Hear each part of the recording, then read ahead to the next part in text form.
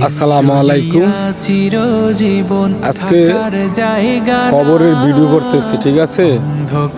যে কবরের মধ্যে শুয়ে আছে আমার বড় মা, আমার বড় বাবা, আমার দাদা দাদি, আমার দুই চাচা এবং আমার আব্বা, ঠিক আছে?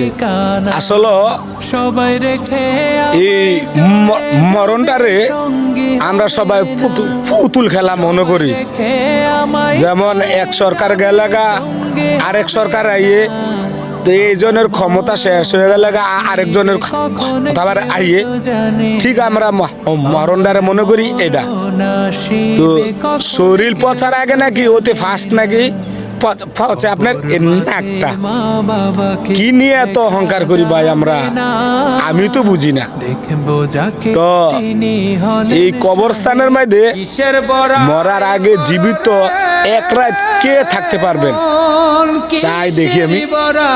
আমরা রোজ মা বাবার কবরের কাছে একবার হলো না যেতে পারি, সপ্তাহে একবার হলো যাই, যে বলি ফকির রাব্বির রহমা কামা রাব্বায়ানি সাগীরা।